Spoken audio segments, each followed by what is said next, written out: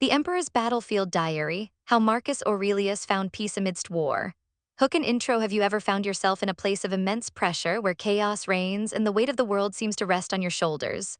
Perhaps you faced personal tragedy, professional setbacks, or simply the relentless grind of modern life that leaves you feeling overwhelmed and adrift. How do you find your footing, maintain your composure, and not just survive, but truly thrive? When everything around you screams for your surrender, imagine for a moment being the most powerful man in the known world, the Roman Emperor. The vast empire stretches before you, burdened by constant warfare on its frontiers, ravaged by devastating plagues, and riddled with political intrigue. You are not safe in a distant palace, but living in a military camp day in and day out, personally leading your legions into battle. The sounds of war are your lullaby, the sight of suffering your daily reality. Yet every single night after the battles, the decrees, and the endless demands of leadership, you find solace not in drink or entertainment, but in a simple act: writing.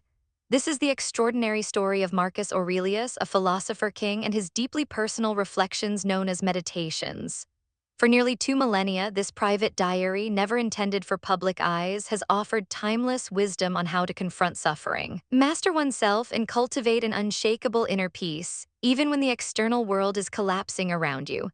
Why did this powerful emperor, burdened by unprecedented challenges, choose to write these scattered thoughts to himself, often late into the night, amidst the mud and blood of a battlefield?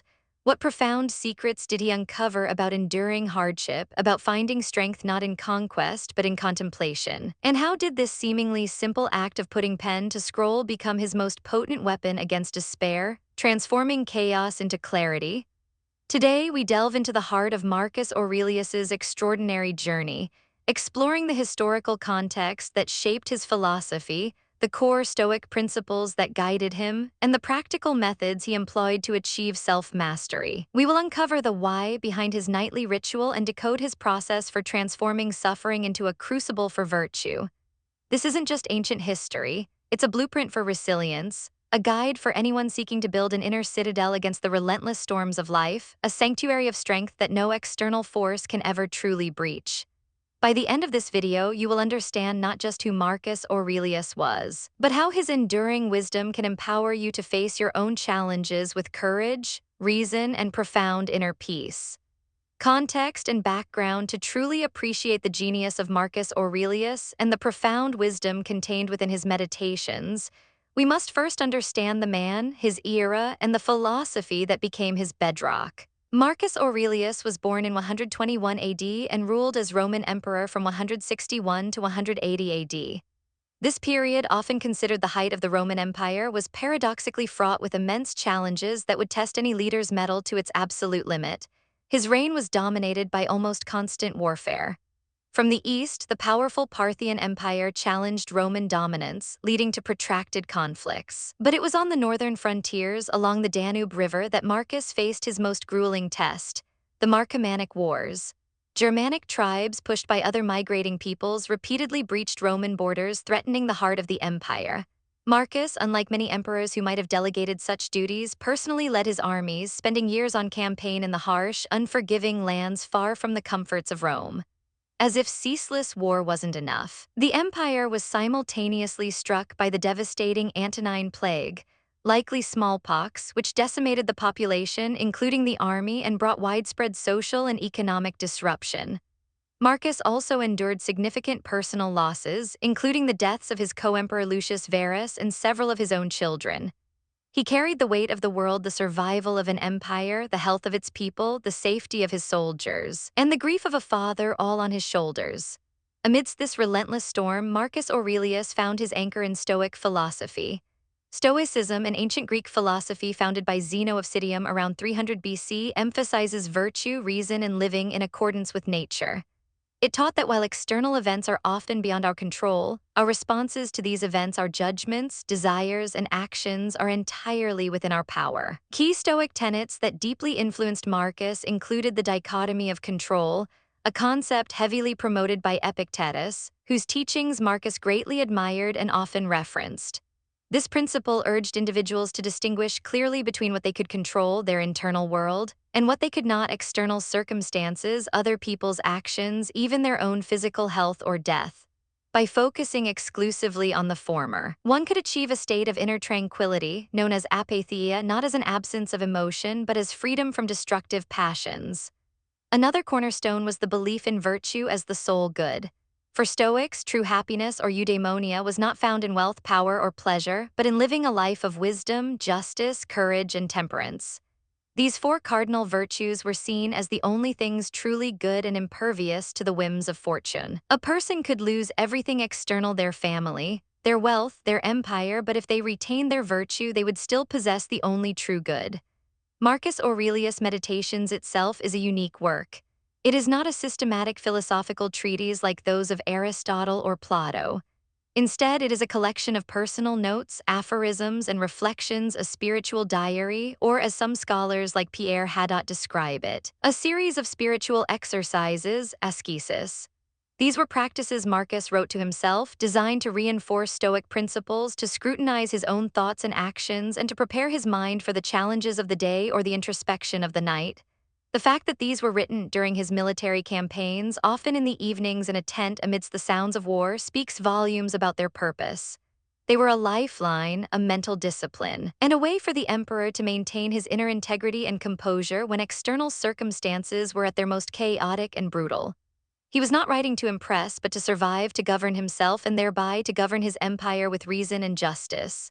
This direct, unpolished, and intensely personal nature is precisely what gives Meditations its enduring power and relevance, allowing us a privileged glimpse into the mind of a leader striving for greatness not in power, but in character. Core narrative and analysis, the central enigma of Marcus Aurelius's life revolves around a profound question. Why did the most powerful man in the world, surrounded by the gravest threats to his empire and his life, choose to spend his precious nightly hours writing private philosophical notes to himself on a dusty, war-torn battlefield? The answer lies in understanding Meditations not as a book, but as a dynamic practice, a daily, vital ritual of self-mastery. Marcus Aurelius wrote because his philosophy was not an abstract academic pursuit, it was a practical toolkit for survival. He used his writing as a spiritual exercise, a term coined by scholar Pierre Hadot, meaning that philosophy was a way of life, a constant effort to transform oneself. Imagine going to the gym every day to build physical strength. Marcus's writing was his mental and moral gym. Every day, Marcus faced situations that could easily overwhelm an ordinary man. The immense pressure of commanding armies, the constant threat of enemy attack, the devastating Antonine Plague, the treachery of advisors, and profound personal grief. His writing served as a means to process these relentless challenges, to analyze his own reactions, and to constantly course-correct his inner compass towards Stoic virtue. It was a form of active mindfulness, an intentional engagement with his own thoughts and judgments. One of the primary reasons he wrote was to reinforce the dichotomy of control. This fundamental Stoic principle teaches us to distinguish rigidly between what is within our power, our thoughts, judgments, intentions, actions, and what is outside our power, external events, other people's opinions, health, death, reputation. The battlefield was a daily, brutal lesson in what was outside his control. He could not control the weather, the enemy's numbers, the loyalty of his soldiers, or the spread of the plague, but he could control how he responded to these uncontrollable elements. For example, when faced with an enemy skirmish that went poorly, he could not change the outcome, but he could control his judgment of that outcome. Was it a catastrophe or merely a setback, an opportunity to learn and adapt? His writing helped him to internalize this distinction, preventing his mind from being dragged into despair or futile anger over things he could not change. He would remind himself, "You have power over your mind, not outside events. Realize this and you will find strength." His nightly reflections were also crucial for practicing acceptance of fate, or Amor Fati. This wasn't passive resignation, but an active embrace of reality. Marcus understood that the universe operates according to a rational order, a logos. Whatever happened, happened for a reason within this cosmic framework. To resist it was to resist nature itself, leading only to unnecessary suffering. By reflecting on the natural cycles of life, death, and change, he sought to align his will with the universal will. Imagine Marcus in his tent after a day of grim news from the front or word of another plague outbreak. He would write, contemplating the transience of all things. Everything is only for a day, both that which remembers and that which is remembered. This stark reminder of impermanence helped him to detach from the immediate pain, to see his losses and challenges within the grand, fleeting sweep of time. This perspective diminished the sting of suffering, transforming it from an unbearable burden into a natural, albeit painful, part of the cosmic dance. This leads us to how he primarily overcame suffering, through the power of perception and rational judgment. Marcus believed that suffering doesn't come from events themselves, but from our judgments about them. As he famously wrote or reminded himself, it is not events that disturb us, but rather our judgments about them. A lost battle, a loved one's death, a betrayal by an ally, these are external events. The suffering they cause is often amplified by our interpretation, our assigning of badness to them. His nightly writing was a disciplined effort to scrutinize these judgments. When anger flared, he would ask himself, is this person truly evil or merely ignorant of what is good? When fear gripped him, he would question, is this pain truly intolerable or is it my imagination adding to it? By dissecting his impressions with reason, he aimed to reshape his perceptions, disarming the emotional punch of adversity. This cognitive reframing is a foundational technique in modern therapy, showing the timeless practicality of his approach. The goal of this constant philosophical practice was to build what Marcus called the Inner Citadel. This is a powerful metaphor for the mind as an impregnable fortress, a sanctuary of reason and virtue that no external calamity, no war, no plague, no personal loss could ever truly breach. His writings were the daily construction and reinforcement of these walls. The stronger his inner citadel, the less vulnerable he became to the unpredictable assaults of fortune. For instance, consider his approach to physical pain and discomfort. Living on campaign meant enduring harsh weather, poor sanitation, and injuries. Marcus often reminded himself that pain is merely a sensation and that it is our mind's interpretation and resistance to it that transforms it into suffering. He would write about analyzing the pain, breaking it down into its constituent parts, refusing to add imagination to it, thereby denying it power over his rational faculty. He also used his writing to wrestle with the burden of leadership and duty. He felt the immense responsibility of his imperial role keenly. While he often expressed a desire for a simpler philosophical life, he viewed his position as a sacred duty, a part of the cosmic order. His reflections helped him reconcile his personal inclinations with his public obligations, reminding himself that what is good for the beehive is good for the bee. His duty to the empire and to humanity provided a higher purpose that helped him transcend personal suffering. Ultimately, Marcus Aurelius's nightly practice on the battlefield was his profound method for cultivating virtue.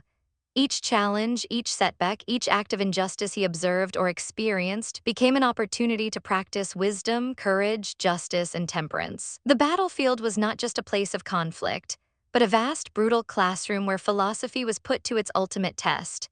His writings were the homework, the daily commitment to embody the very ideals he espoused, ensuring that even amidst the greatest external chaos, his inner world remained a beacon of reason and peace. Deep insight and reflection, the enduring wisdom of Marcus Aurelius, born in the crucible of imperial power and battlefield hardship, transcends the ancient world and offers profound insights applicable to our modern lives, ethics, and societal challenges. His philosophical approach isn't just a historical curiosity, it's a practical manual for contemporary resilience. One of the most powerful connections lies in stress management and mental fortitude. In today's fast-paced, uncertain world, we are constantly bombarded by information, expectations, and challenges. Marcus's Stoic techniques, particularly the dichotomy of control and the power of perception, are foundational to modern cognitive behavioral therapy, CBT. For example, when you feel overwhelmed by a looming deadline or a difficult conversation, applying Aurelius's wisdom means asking, what aspects of this situation are truly within my control? You can control your effort, your preparation, your attitude. You cannot control the outcome, your boss's reaction, or the market's whims. This simple act of reframing, as practiced nightly by the emperor, empowers you to shift your energy from futile worry to effective action. His emphasis on self-reflection and journaling resonates deeply with modern mindfulness practices and personal development. Just as Marcus used his meditations to examine his thoughts and correct his judgments, journaling today is a powerful tool for emotional regulation, clarifying values, and gaining perspective. Taking even 10 minutes a day to write down your thoughts, anxieties, and gratitudes can be a form of building your own inner citadel, a quiet space for processing the external world. For ethical leadership, Marcus Aurelius provides a timeless model. His struggle to balance personal philosophical ideals with the brutal demands of governing an empire at war highlights the immense responsibility of power. He constantly reminded himself of his duty to serve the common good, to act with justice, and to lead by example even when it was personally taxing. In an age where leaders are often scrutinized for their integrity and decision-making, Aurelius's commitment to virtue, self-mastery, and placing the welfare of others above self-interest offers invaluable guidance. Furthermore, Marcus's philosophy helps us navigate uncertainty and existential challenges. We live in a world where global crises, technological disruption, and environmental threats are constant. His acceptance of the transient nature of all things, his Amor Fati, and his counsel to find meaning in virtuous action, regardless of external outcomes, offer a robust framework for finding peace amidst unpredictability.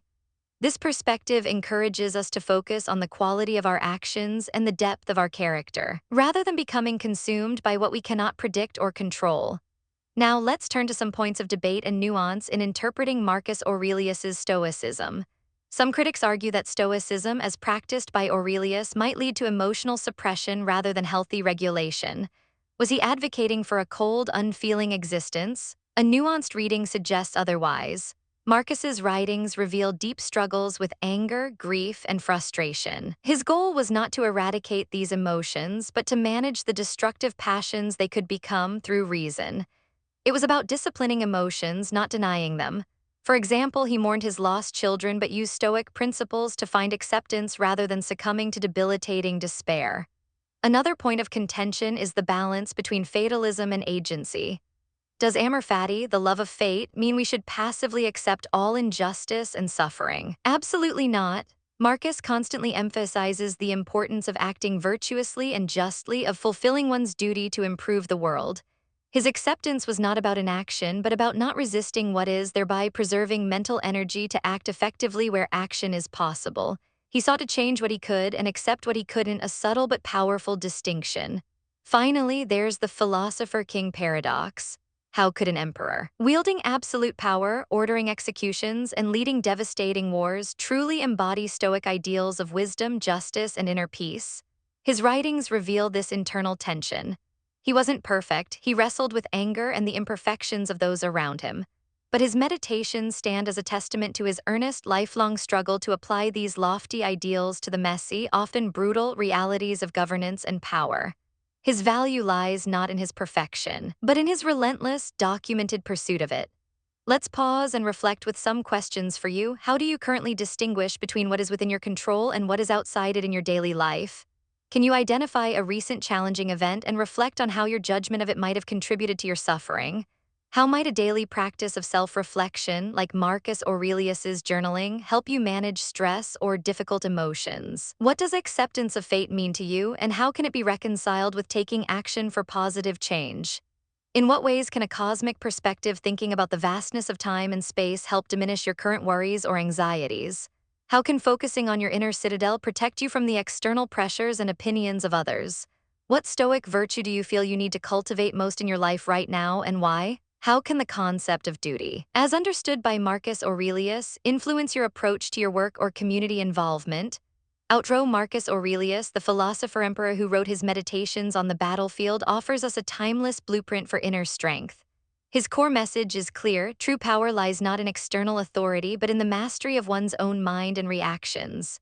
He taught us that suffering is often a product of our judgment and that through disciplined self-reflection, the distinction between what we can control and what we cannot, and a profound acceptance of fate, we can build an unshakable inner citadel against life's inevitable storms. His nightly practice, far from being a retreat from reality, was his ultimate weapon for engaging with it fully, virtuously, and with profound equanimity. In an age of increasing complexity and uncertainty, the wisdom of Marcus Aurelius remains a powerful, practical guide for anyone seeking to live a life of purpose, resilience, and inner peace. If you found inspiration in Marcus Aurelius's journey, you might also be interested in exploring other profound philosophical paths. Consider diving deeper into the works of Seneca's letters. Another eminent Roman Stoic, Seneca offers practical advice on coping with anger, grief, and the brevity of life, presented in a more accessible letter format. Epictetus's Discourses and Enchiridion, The former slave who became a celebrated Stoic teacher, Epictetus, was a major influence on Marcus Aurelius. His teachings provide the foundational tenets of Stoicism in a direct, engaging style.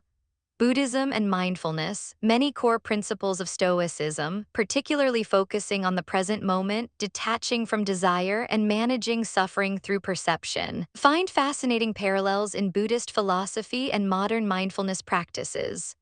Viktor Frankl's Man's Search for Meaning. This profound book by a Holocaust survivor explores how finding meaning in suffering can provide an unshakable will to live, echoing Marcus Aurelius's emphasis on reframing adversity for growth. Thank you for joining us on this journey into the mind of an emperor who discovered that true sovereignty lies not over an empire, but over oneself. May his wisdom illuminate your path and fortify your spirit. Until next time, keep seeking knowledge, keep questioning, and keep building your own inner citadel.